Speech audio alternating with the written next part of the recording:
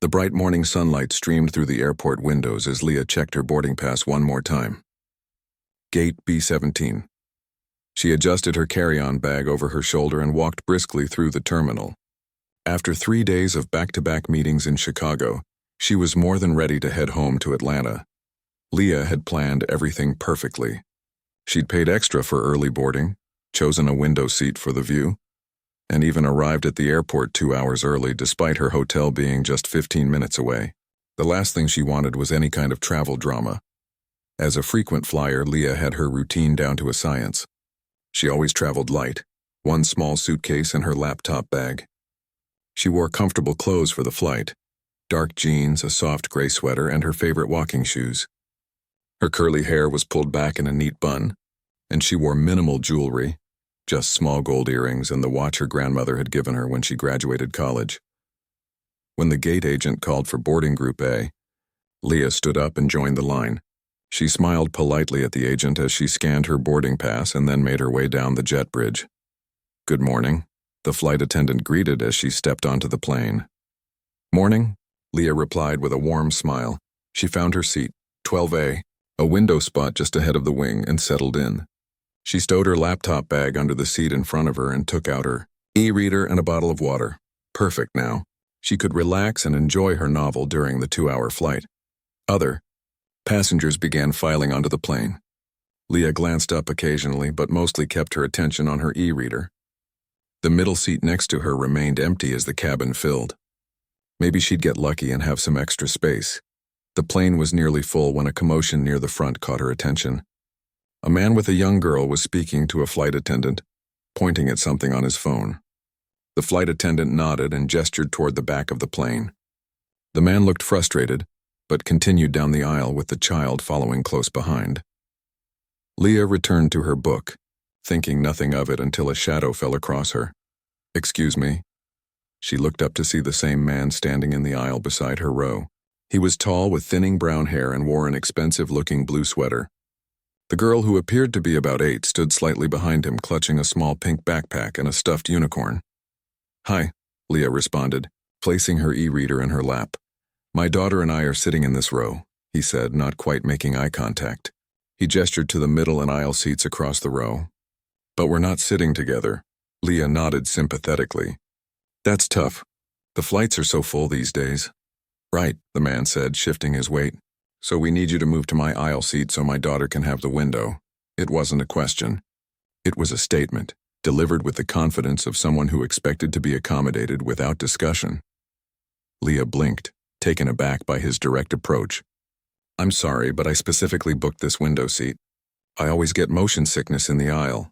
The man's expression hardened. "Look, she's just a kid. Kids like looking out the window. It's not a big deal to move." Leah felt a familiar tightness in her chest, the feeling she got whenever someone expected her to give up something she had every right to keep. It happened more often than she liked to admit. "I understand," she said carefully, "but I chose and paid for this specific seat." The man let out an exaggerated sigh and looked around as if seeking support from other passengers. "It's just a seat," he said, louder now. "My daughter will be upset the whole flight if she can't see out the window." "Don't you care about that?"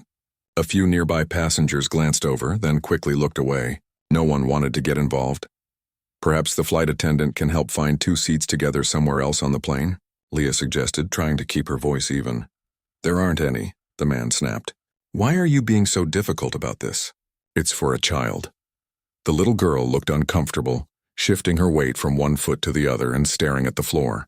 Leah felt bad for her. This clearly wasn't her idea. "Sir," Leah said firmly, "I'm not trying to be difficult, but I selected this seat specifically. It's just a seat," he repeated, voice rising. "You people always make everything so complicated." Leah felt a chill at his words. "You people."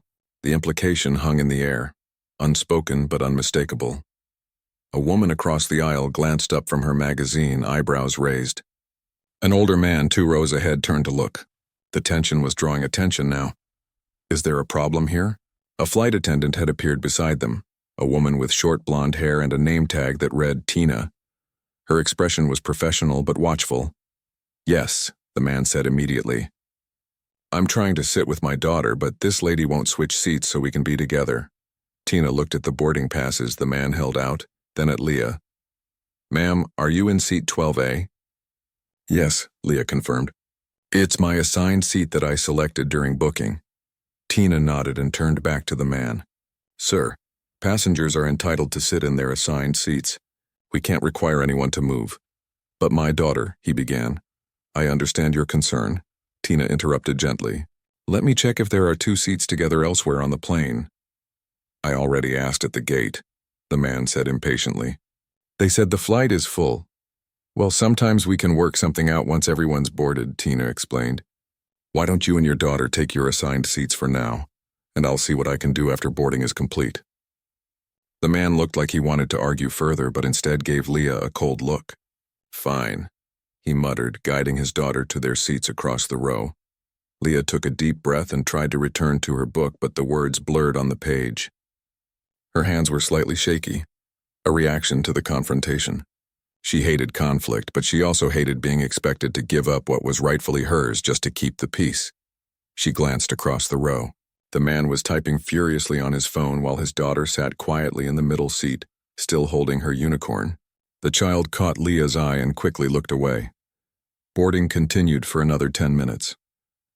The middle seat next to Leah remained empty until the very end, when a college-aged young man took it, nodding politely before putting on headphones. Just as the flight attendants were preparing to close the cabin door, Tina returned to their row. Sir, she said to the man, I've found a solution. There's a passenger in row 20 willing to switch so you and your daughter can have 2 seats together. The man looked up from his phone. Where in row 20? 20E and F, a middle and aisle seat, Tina replied. So neither of us gets a window? He asked incredulously. That's your solution? Tina's professional smile didn't waver. That's the best option available, sir. Would you like to make the switch? The man looked at Leah again, clearly expecting her to give in now. When she didn't offer to move, he shook his head. No, we'll stay here, he said curtly. All right then, Tina replied. Please let me know if you need anything else during the flight.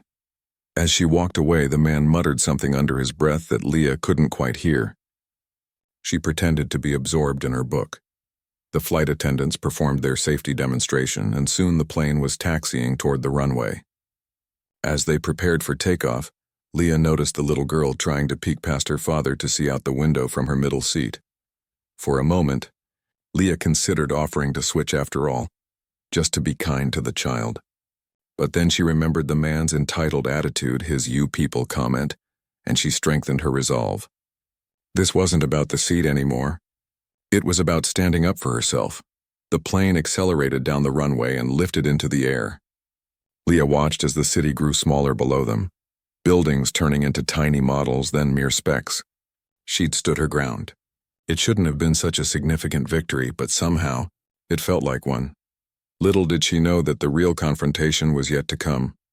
The plane leveled off at cruising altitude and the seatbelt sign dinged off. Leah tried to focus on her book, but the tension lingering in the air made it difficult to concentrate. She could feel the man's resentment radiating across the row like heat from an open oven. The college student beside her had fallen asleep almost immediately after takeoff. His head tipped back against the seat, mouth slightly open. At least someone was having a peaceful flight. Across the row, the little girl was coloring in a book, her stuffed unicorn propped up on the tray table watching her progress. Despite the unpleasant encounter with her father, Leah couldn't help but smile at the child's focused expression as she carefully stayed within the lines. The man was still on his phone, thumb scrolling rapidly through what looked like work emails. Tina and another flight attendant began the beverage service, pushing the cart slowly down the aisle. When they reached Leah's row, Tina smiled warmly. What can I get for you? She asked Leah. Just water, please, Leah replied, returning the smile. Tina handed her a small plastic cup of ice and a miniature water bottle. Then she turned to the sleeping college student who didn't stir even when she gently said, Sir? After a moment, she moved on to the man and his daughter across the aisle. Something to drink? She asked. Apple juice for my daughter, the man said without looking up from his phone. Coffee for me, black. Tina handed the little girl her apple juice. There you go, sweetie. That's a beautiful unicorn you have. The girl smiled shyly. Thanks. Her name is Sparkles. That's a perfect name, Tina said, then handed the man his coffee. He took it without a word of thanks and immediately went back to his phone. Tina caught Leah's eye for a brief moment, and there was understanding in that glance, a silent acknowledgement of the man's rudeness. As the beverage service continued down the aisle, Leah sipped her water and gazed out the window at the patchwork of farmland below. The confrontation at boarding had left her with a hollow feeling in her stomach. She was proud of herself for standing her ground, but she hated that it had been necessary in the first place. 20 minutes later, as Leah was finally getting absorbed in her book again, she heard a small voice. Excuse me? She looked up to see the little girl standing in the aisle, clutching her unicorn. Yes? Leah responded, keeping her voice gentle. Could I please look out the window? Just for a minute? The girl asked, her voice barely above a whisper. I've never been on a plane before. Leah glanced across the aisle. The man's seat was empty, and she realized he must have gone to the bathroom. The girl had seized her opportunity when her father wasn't watching. Of course, Leah said, shifting closer to the sleeping student in the middle seat to make space. Come see. The girl's face lit up. She carefully squeezed past Leah's legs and stood on tiptoe to peer out the small oval window. Wow, she breathed, eyes wide with wonder. Everything looks so tiny. It does, Leah agreed. Those little squares are farms. And see those thin lines? Those are roads with cars driving on them. They look like ants, the girl said, delighted. And look over there. Leah pointed to the right. See that shiny ribbon? That's a river. The girl pressed her face closer to the window, taking it all in. Her wonder was contagious, and Leah found herself seeing the view with fresh eyes. I've never been this high up before, the girl confided. Not even on the Ferris wheel at the fair. It's pretty special, isn't it? Leah said. The girl nodded, still mesmerized by the view. Daddy said I could have the window seat, but then I couldn't. I was sad. Leah felt a pang of guilt, quickly followed by irritation at the man for putting his daughter in this position. I'm sorry about that. Sometimes grown-ups don't handle things very well. It's okay, the girl shrugged. Daddy gets mad a lot when things don't go his way. Mommy says he needs to work on his listening skills. Leah bit back a smile. Your mommy sounds smart. She is, the girl agreed solemnly. She's a doctor. She fixes people's hearts. That's amazing, Leah said, genuinely impressed. The girl turned back to the window for one last look. Thank you for letting me see. You're welcome anytime, Leah offered. What do you think you're doing? The man had returned and was standing in the aisle, face flushed with anger. I just wanted to see out the window, Daddy. The girl stammered, shrinking back. Get back to your seat, he ordered. Now. The girl ducked her head and quickly slipped past him to return to her seat. The man glared at Leah. Don't talk to my daughter. She just wanted to see the view, Leah said evenly, struggling to keep her voice calm. She asked politely, and I was happy to let her look. I don't care, he snapped. You don't interact with my child. Period. Several nearby passengers turned to look at the commotion. The college student beside Leah stirred and removed one earbud, blinking in confusion. Sir? Leah said, keeping her voice deliberately low. There's no need to make a scene. Your daughter simply asked to look out the window, and I said yes. That's all. Don't tell me how to parent, he hissed. You have no idea. Is everything all right here? Tina had appeared again, her professional smile in place but her eyes alert. No, the man said immediately. This woman is interfering with my daughter after I specifically told her to stay away. Tina looked at Leah, questioningly. His daughter asked if she could look out the window while her father was away from his seat. Leah explained calmly. I let her. That's all that happened. The man made a dismissive sound. She had no right to let my daughter out of her seat without my permission. Sir, Tina said, her voice firm but quiet. Passengers are allowed to move about the cabin when the seatbelt sign is off. Your daughter didn't do anything wrong by asking to look out the window, and neither did this passenger by allowing it. I am her father, he insisted, voice rising. I decide who she talks to. Dad, please stop, the girl pleaded, her face flushed with embarrassment. You're being mean. Be quiet, Lily, he snapped without looking at her. The adults are talking. A few rows ahead, a woman turned around in her seat. Some of us are trying to rest, she called back. Could you keep it down? The man ignored her. "I want to speak to the head flight attendant," he demanded. Tina's professional demeanor didn't crack. "I'll get the lead flight attendant for you, sir. In the meantime, please return to your seat so we can clear the aisle." The man hesitated, then sat down heavily, shooting one last glare at Leah. Tina leaned closer to Leah. "Are you okay?" she asked quietly. "I'm fine," Leah assured her, "but I'm worried about the little girl." Tina nodded. "I'll keep an eye on things. I'll be right back with my colleague." As Tina walked toward the front of the plane, the college student beside Leah finally spoke up. "That guy has serious issues," he murmured, just loud enough for Leah to hear. "Yeah," Leah agreed, glancing across the aisle where the man was typing furiously on his phone again. The little girl, Lily, sat silently beside him, head down, her earlier excitement completely extinguished. A few minutes later, Tina returned with an older flight attendant whose name tag read, Miguel. His salt and pepper, hair and crow's feet suggested years of experience dealing with difficult passengers. "I understand there's a concern here," Miguel said calmly, addressing the man. "Would you mind telling me what's happening?" The man launched into his complaint, voice rising again as he recounted both the initial seating issue and the window incident. As he spoke, Miguel listened attentively, occasionally glancing at Lily, who seemed to be trying to make herself as small as possible in her seat. When the man finished, Miguel nodded thoughtfully.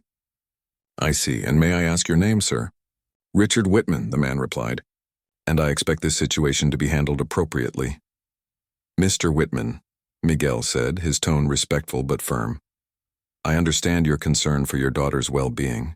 However, from what I can gather, no airline policies were violated here. Your daughter asked to see out the window, which is a very normal request on a first flight, and this passenger kindly accommodated her." "That's not the point," Richard insisted. The point," Miguel interrupted gently, "is that we need to maintain a calm and pleasant environment for all our passengers.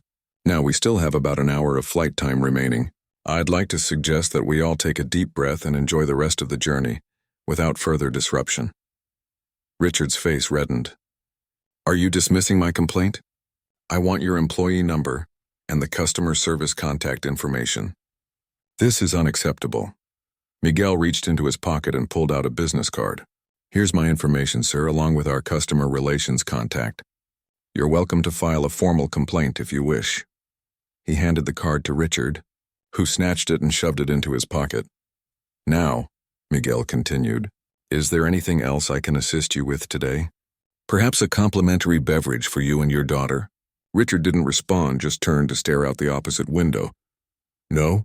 All right then. Please don't hesitate to press the call button if you need anything." Miguel gave a slight nod to Tina, and they both moved back up the aisle. The tension in the air was thick enough to cut with a knife. Leah tried once more to focus on her book, but the words swam before her eyes. Across the aisle, Lily had taken out her coloring book again, but her earlier enthusiasm was gone. Leah felt a strange mix of emotions: anger at Richard's behavior, sympathy for Lily, and gratitude for the flight attendants who had handled the situation with such professionalism. She also felt a growing resolve. This flight would end soon, but the memory of standing her ground would stay with her. The remaining hour of the flight passed in uncomfortable silence.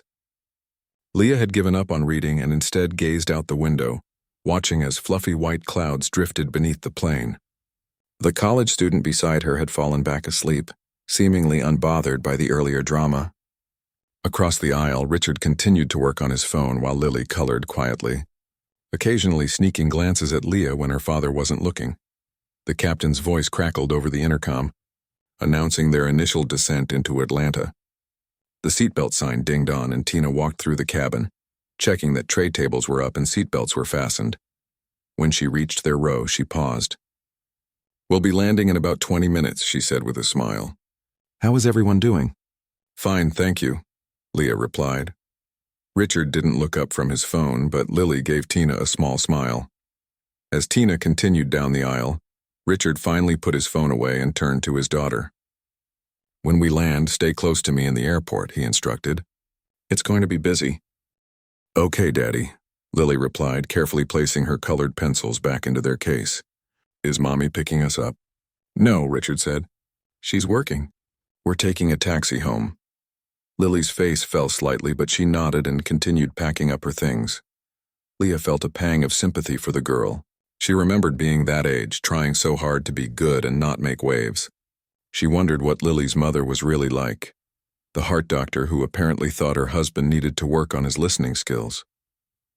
The plane began its descent, the gentle pressure pushing Leah back into her seat. Her ears popped as they dropped through the clouds, and Atlanta came into view below, a sprawling network of buildings, roads and greenery growing larger by the second. Beside her, the college student woke up and stretched as much as the confined space would allow. "Almost there," he commented, glancing out the window. Leah nodded. "Yes, finally. That guy give you any more trouble?" he asked quietly, nodding toward Richard. "No," Leah replied. "Thankfully. Good?" The young man shook his head. "Some people, man. Acting like they own everything." The plane dipped lower, the ground rushing up to meet them. Leah always held her breath slightly during landing, that moment of suspension before the wheels touched down. There was a slight bump, then the roar of engines as the plane slowed on the runway. "Ladies and gentlemen, welcome to Hartsfield-Jackson Atlanta International Airport," the captain announced over the intercom. "Local time is 11:42 a.m. and the temperature is a pleasant 75 degrees. Please remain seated with your seatbelt fastened until we reach the gate and the seatbelt sign has been turned off." The plane taxied slowly toward the terminal. All around, people were already standing up despite the captain's instructions, eager to retrieve their bags from the overhead compartments and be first off the plane. When they finally reached the gate and the seatbelt sign turned off, the usual chaos of deplaning began. Richard immediately stood up, pulling a briefcase from under the seat in front of him. "Come on, Lily," he said. Stepping into the aisle, Lily gathered her things and followed him, clutching her unicorn tightly. As she passed Leah's seat, she paused briefly. "Thank you for letting me see out the window," she whispered. "You're welcome, Lily," Leah replied warmly. "I hope you have a good day." Richard, who was a few steps ahead, turned back. "Lily, let's go," he said sharply, noticing the exchange. Lily hurried after her father, disappearing into the crowd of departing passengers. Leah waited patiently for the aisle to clear a bit before standing up. The college student had already grabbed his backpack and was waiting in the slow-moving line of people shuffling toward the exit. As Leah finally made her way off the plane, Tina was standing near the door, thanking passengers as they left. "Have a wonderful day," she said to the person ahead of Leah, then turned and smiled when she saw Leah approach.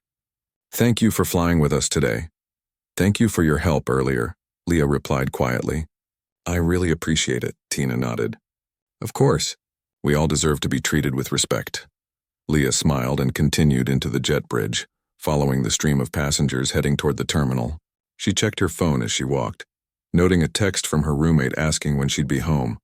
The terminal was bustling with activity, people rushing to catch connecting flights, reuniting with loved ones, or simply trying to find their way to baggage claim. Leah moved with the flow, heading toward the main concourse. She didn't have checked luggage, so she could go straight to ground transportation. As she rode the escalator down to the lower level, Leah spotted a familiar pink backpack ahead of her. Lily and Richard were standing near the bottom, Richard talking animatedly on his phone while Lily waited quietly beside him. Leah considered taking a different path to avoid another uncomfortable encounter, but the escalator left her no choice but to walk past them. She hoped Richard would be too engrossed in his call to notice her. No such luck.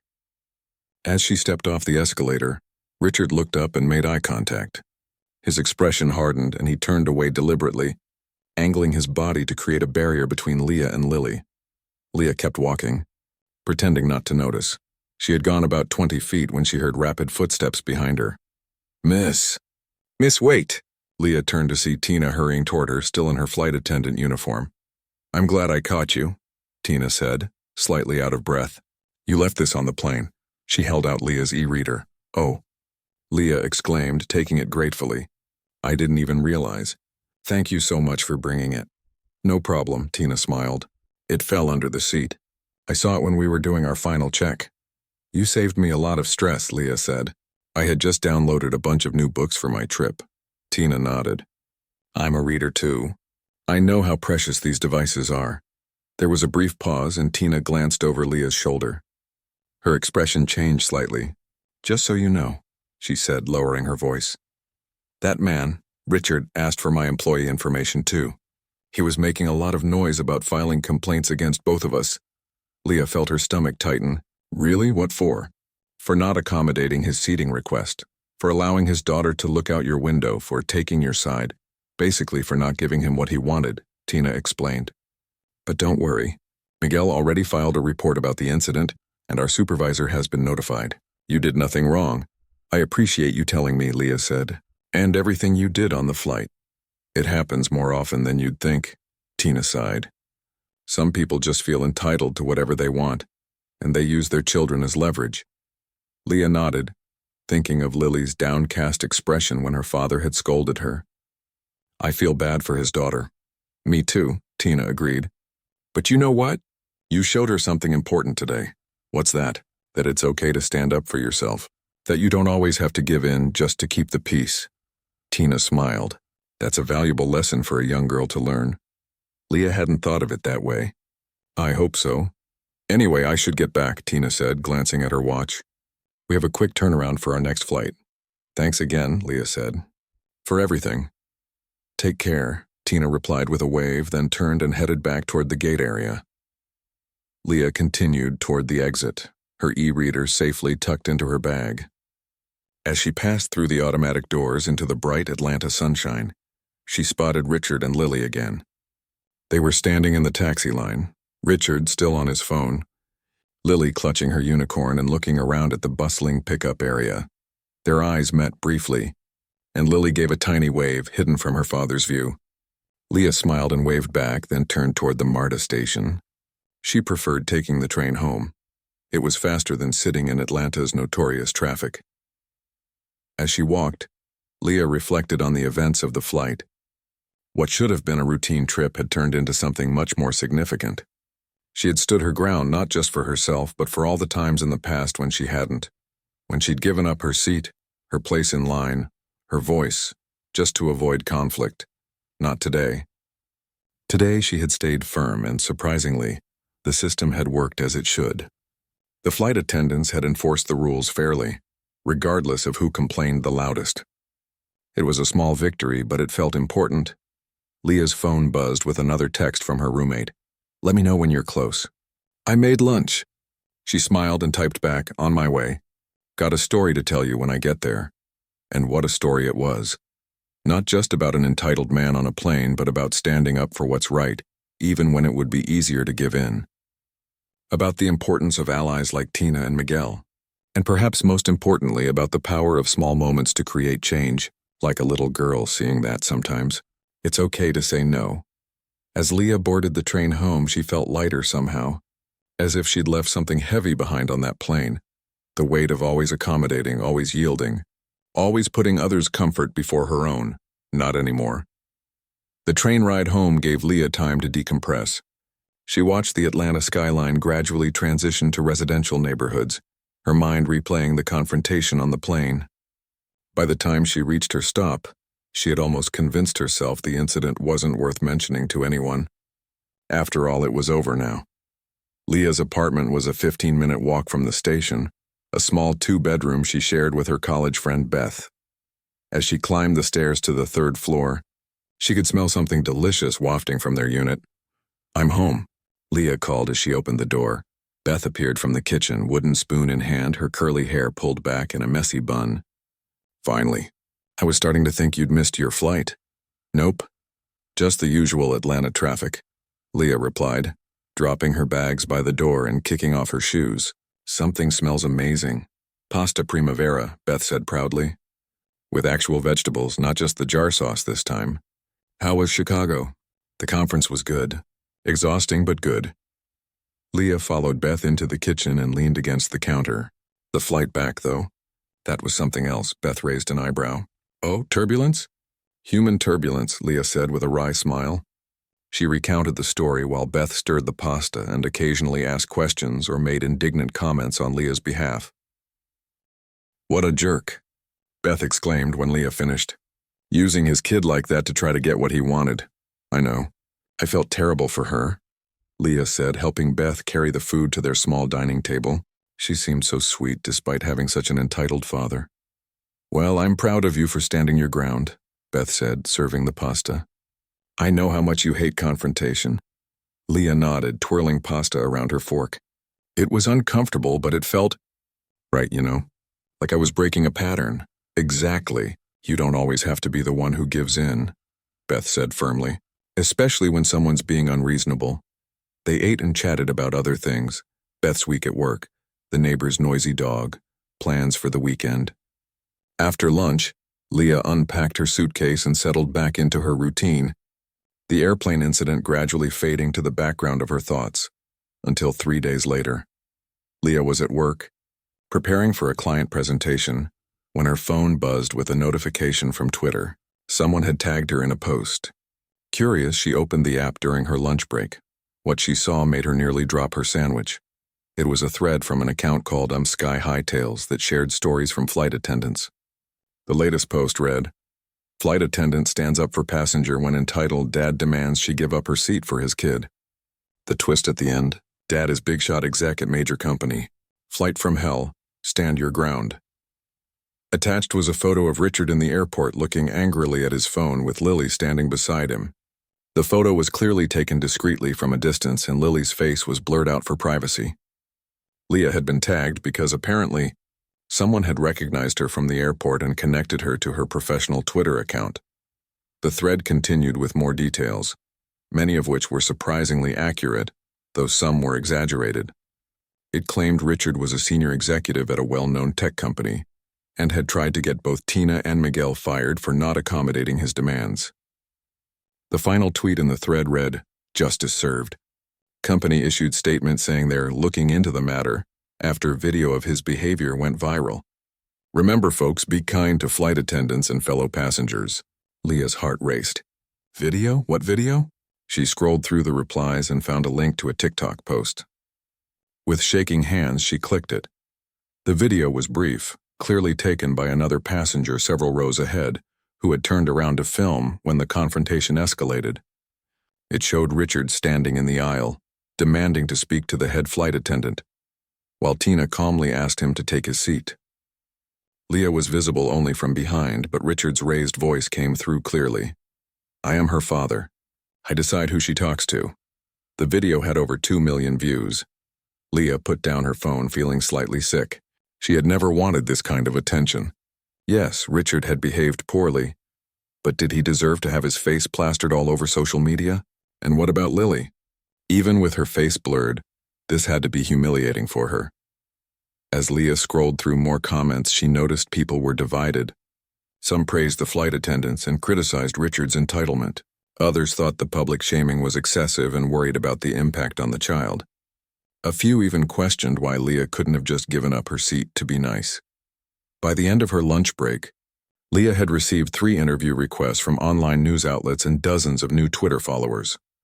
She made her account private and returned to work, distracted and unsettled. That evening, as she told Beth about the unexpected social media storm, her phone rang with an unknown number. Normally, Leah would let it go to voicemail, but something made her answer. "Hello? Is this Leah Thompson?" A woman's voice asked. "Yes, who's calling?" "My name is Dr. Christine Parker. I believe you met my husband Richard and my daughter Lily on a flight from Chicago to Atlanta recently." Leah nearly dropped the phone. "Oh, yes. I'm calling to apologize," the woman said, her voice steady and sincere. "Richard's behavior was completely unacceptable, and I wanted you to know that I don't condone it in any way." Thank you," Leah replied, stunned. "But how did you get my number?" "Through the airline, actually.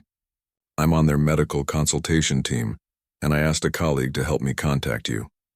"I hope that's okay. I just didn't want to add to the public spectacle by trying to reach you through social media." "I understand," Leah said, still processing. "That's thoughtful of you." There was a pause, then Dr. Parker continued. "Lily told me what happened. She said you were kind to her when she asked to look out the window. She also said her father was very mean to you." "She's a sweet girl," Leah said carefully. "Yes, she is."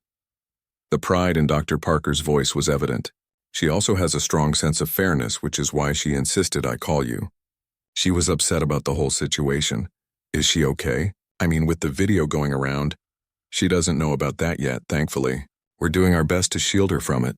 Dr. Parker sighed. "As for Richard, this has been..." Well, let's just say it's been a wake-up call. His company has placed him on administrative leave pending an investigation into his conduct. I'm sorry to hear that, Leah said, and meant it. She had never wanted things to escalate this far. Don't be. It's been a long time coming, honestly. There was a weight to Dr. Parker's words that suggested this wasn't Richard's first problematic behavior. Sometimes it takes a public humbling for people to realize they need to change. I hope things work out for your family, Leah said sincerely. Thank you. And actually, that brings me to the other reason for my call. Lily has something she'd like to say to you, if that's all right. Of course, Leah replied, surprised.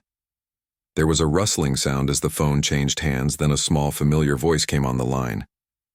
Hello? Hi, Lily, Leah said warmly. I wanted to say thank you again for letting me see out the window, Lily said. And, I'm sorry my dad was mean to you. Mom says it's not your fault and he shouldn't have yelled. Leah's heart melted a little. That's very kind of you to say, Lily. And you're welcome about the window. First plane rides should be special. Mom says maybe next time I can have a window seat from the beginning, Lily said hopefully. That sounds perfect, Leah replied, smiling despite herself. Okay, bye, Lily said, and then Dr. Parker was back on the line. Thank you for being so gracious, she said. This whole situation has been difficult, but I'm trying to use it as a teaching moment for Lily about standing up for what's right and taking responsibility for your actions. She's lucky to have you, Leah said, after they hung up. Leah sat quietly for a moment, processing the unexpected call. Beth, who had been listening to Leah's side of the conversation, was bursting with questions. Was that really the guy's wife? What did she say? Is he getting fired? Leah recounted the conversation, still slightly dazed by the turn of events. Wow, Beth said when she finished. Talk about consequences. Do you feel bad for him?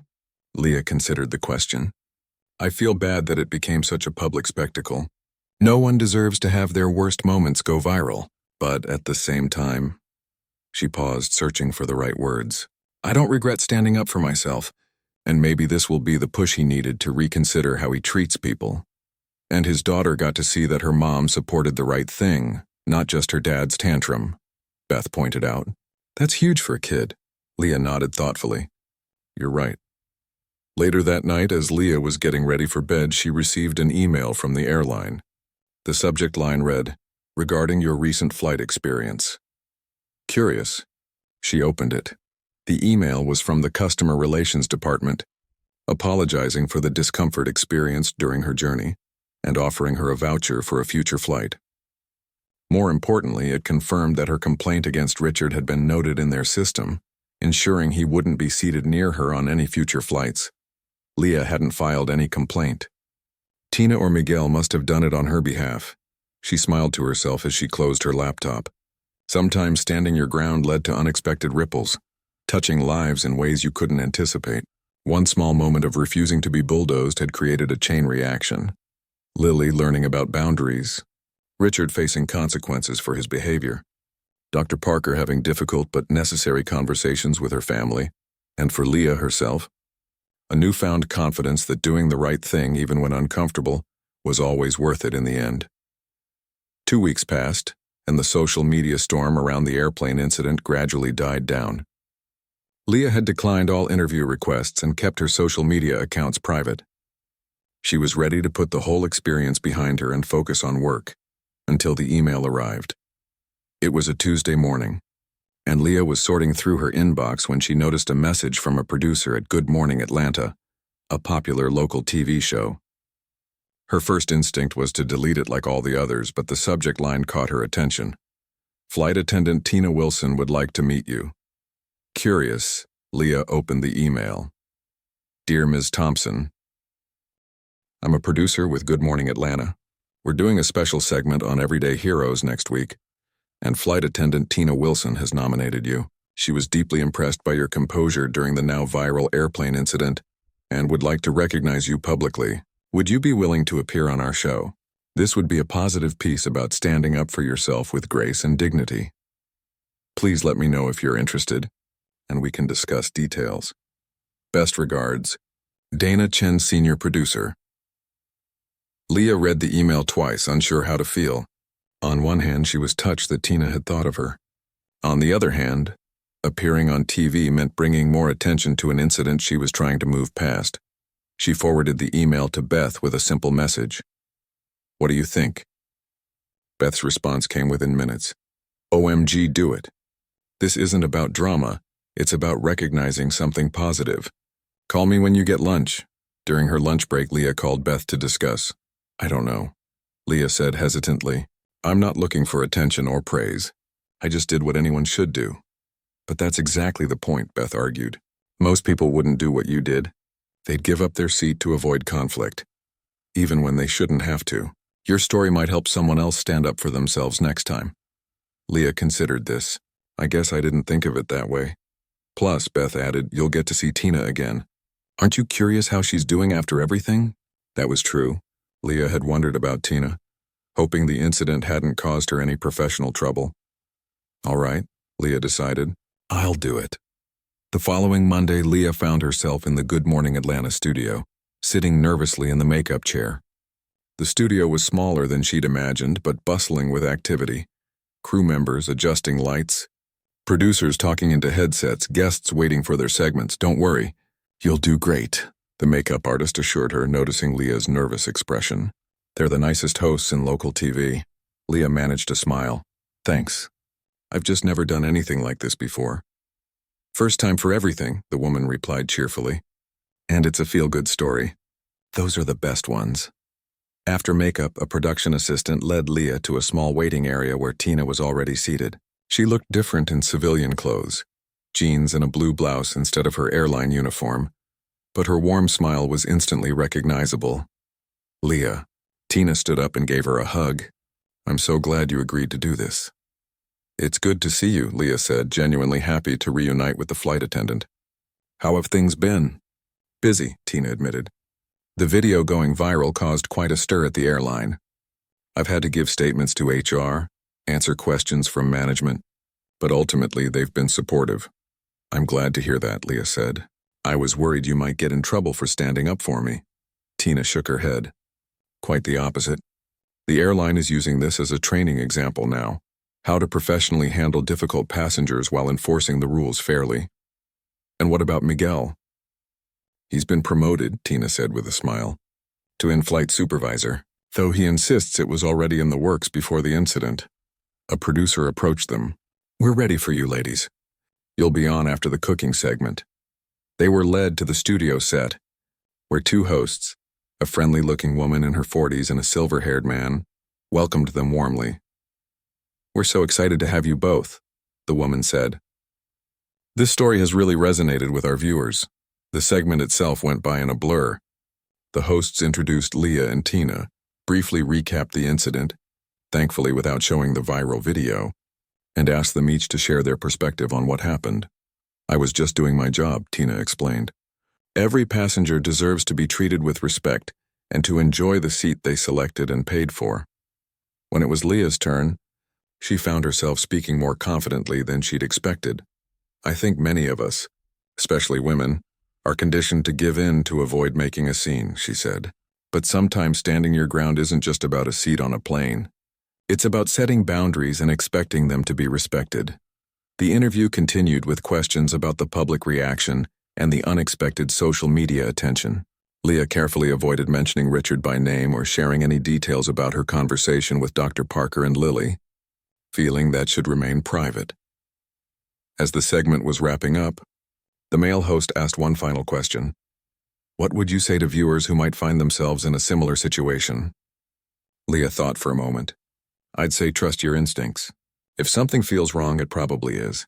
And remember that standing up for yourself doesn't have to be loud or confrontational. It can be calm and firm, especially when you're in the right." "Beautifully said," the host replied. "Thank you both for sharing your story with us today." After the cameras stopped rolling, Leah and Tina were led back to the waiting area to collect their belongings. "You were great," Tina said, gathering her purse. "Very natural on camera. Thanks." "I was terrified, but it wasn't as bad as I expected," Leah admitted. "I have something for you," Tina said, reaching into her bag. She pulled out an envelope and handed it to Leah. "Open it later when you're alone." Leah raised an eyebrow but nodded. "Okay." They exchanged contact information before parting ways, promising to stay in touch.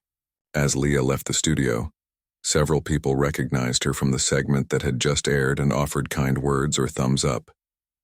It was a strange feeling, being recognized by strangers.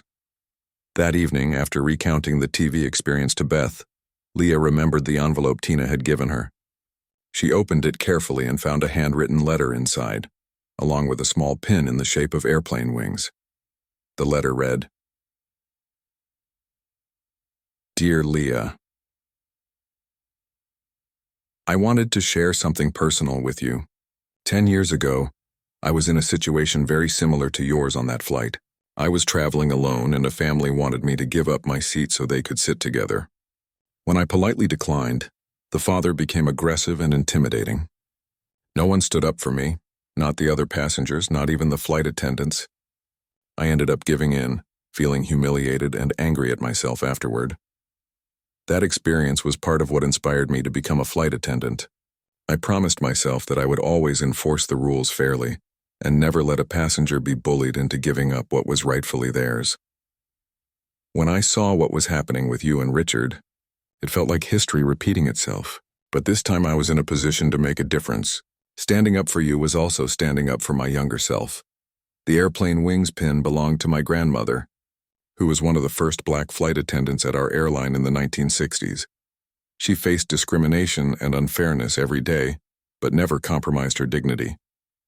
She gave me this pin when I completed my training, and now I'm passing it to you as a reminder that our small acts of courage matter. They create ripples that affect others in ways we may never know. Thank you for your grace and strength that day. You've reminded me why I do this job. Wishing you blue skies always." Tina, tears welled in Leah's eyes as she carefully held the pin. It was small but weighty with meaning, a tangible connection to a lineage of women who had stood their ground with dignity. Beth found her a few minutes later, still holding the letter. "You okay?" Leah nodded, wiping her eyes. "More than okay. I never expected that standing up for myself on a plane would lead to all of this. That's how change happens," Beth said wisely. "Not from grand gestures, but from ordinary people refusing to accept what's wrong." Later that night, Leah crafted a careful reply to Tina, expressing her gratitude for the pin and the story behind it. She promised to honor its meaning and continue the tradition of quiet courage it represented. As she placed the pin on her dresser, where she would see it every morning, Leah thought about all the connections that had formed from one moment of standing firm, with Tina, with Dr. Parker and Lily, and now with Tina's grandmother, a woman she'd never met but whose legacy she now carried in a small way. Sometimes the most meaningful journeys weren't about destinations at all, but about the boundaries we set and the principles we uphold along the way. And sometimes, the simple act of keeping your rightful seat could be the first step on a path you never expected to travel.